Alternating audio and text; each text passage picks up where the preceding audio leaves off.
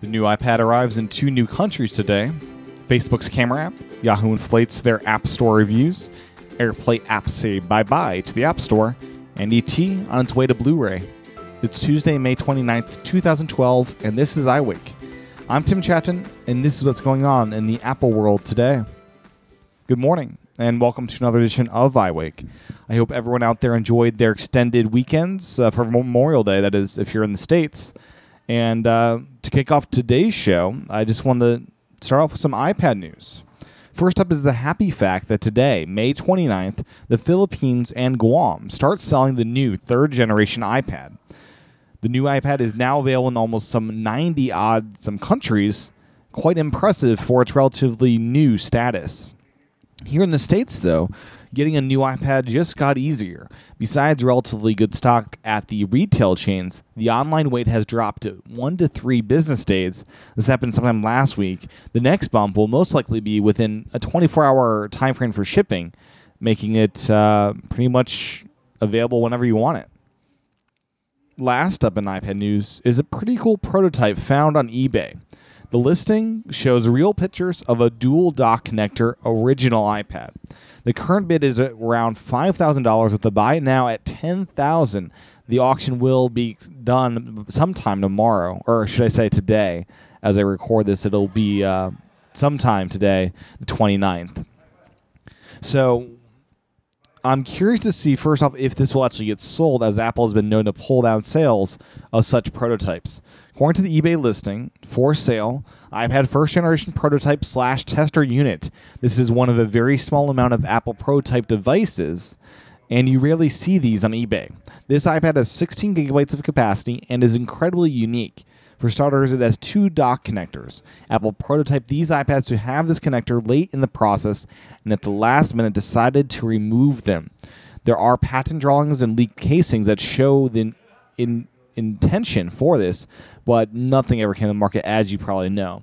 This iPad, incredibly, is fully functional and representational of this design, so both dock connectors work. It's not only unique in its hardware, but it's running Apple test software called Switchboard, which is used to test the device's functionality. This iPad has been refurbished to the best of this guy's capability, and there are some things intentionally disabled by Apple not to work. This iPad is fully functional apart from the touch screen, which that's a big thing that doesn't work, so just be wary of that.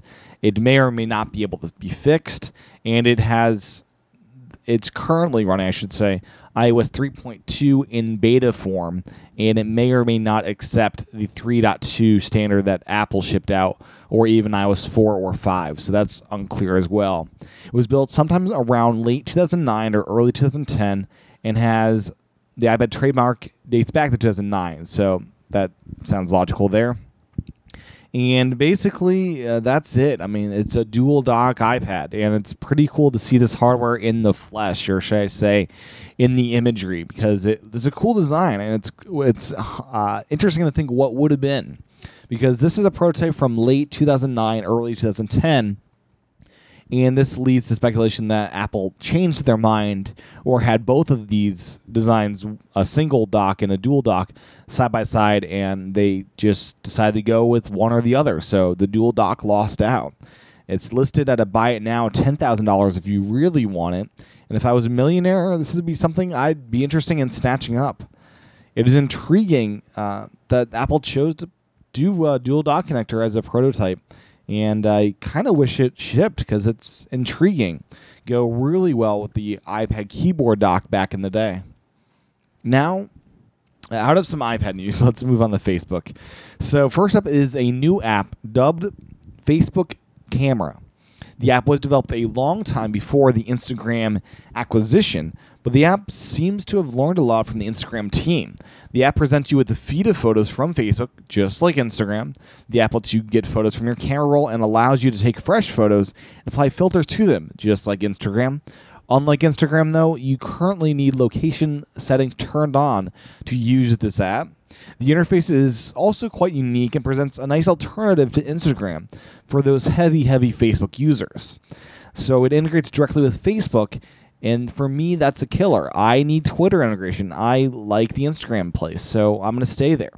This also answers to me the question of why Mark Zuckerberg bought Instagram. It sure would be helpful to get the advice and help from the masters of photo sharing for this Facebook camera app. If I was Mark, why not bring them aboard Facebook to help them beef up the Facebook camera app? So the app is nice, but I think I'll stick with Instagram for now.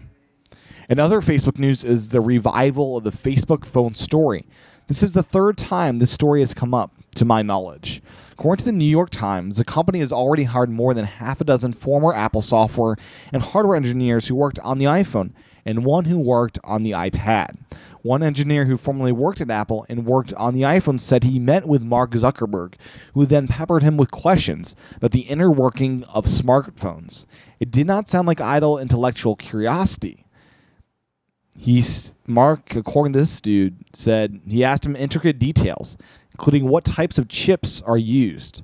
The story also notes that in iOS 4, Apple was planning on integrating Facebook into it in the same way they did Twitter a year later. I'd be curious what kind of phone Facebook would create if they did one.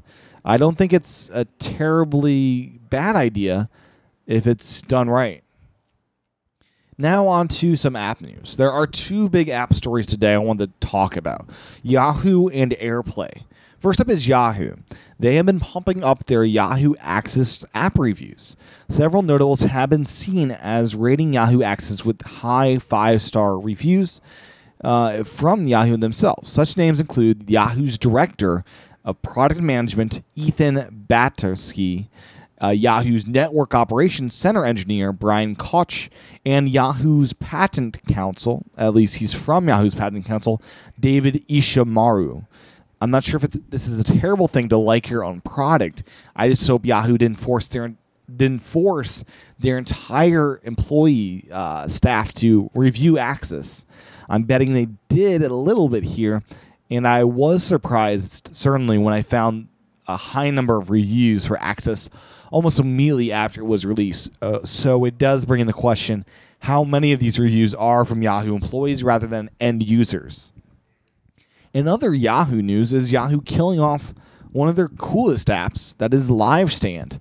According to The Verge, in November, Yahoo launched the LiveStand iOS app, a much-hyped living magazine app. A few months later, it now being May, coming up on June, the company is shutting down this product. Executives announced during Yahoo's latest quarterly earnings call that it would be discontinuing a number of its products in an effort to consolidate the company's focus, and LiveStand was one of the casualties. I'm quite surprised by this, as LiveStand is quite frankly a good app and brings some nice competition to Flipboard. The other big app story of the day outside of Yahoo is AirPlay. According to Rogo Amoeba's blog, the maker of Airfoil, a great AirPlay app, they've been informed that Apple has removed Airfoil Speaker's Touch from the iOS App Store. We first heard from Apple about this decision 2 days ago. We've been discussing the pending removal with them ever since. However, we still do not yet have a clear answer on why Apple's chosen to remove Airfoil Speaker Touch. Needless to say, we're quite disappointed with their decision, and we're working hard to once again make this application available to you, our users. If you recall, they recently had a huge update that let you stream iPhone to iPhone, and it was really, really cool. And I paid, I think, $3 for this, an app that came out just 2 weeks ago that was fully supported by Apple. Back to the blog. As far as they can tell, Airfoil Speaker Touch is in full compliance with Apple's posted rules and developer agreements. They've already filed an appeal with the Apple's App Review Board and waiting further information. Unfortunately, Apple has full control over app distribution on iOS, leaving them no other alternative here. Airfoil for Mac, I have it, and it's an incredible app that allows you to send audio from your Mac to any AirPlay-enabled speaker, and before today, iOS devices as well. It does all this over AirPlay, and it's quite an awesome thing. So I'm really sad that Apple decided to kill this off. With that said, Airfoil wasn't the only victim. Apple also removed AirFloat. Like Airfoil Speaker's Touch, AirFloat allowed people to send audio to the iPhone from a desktop machine.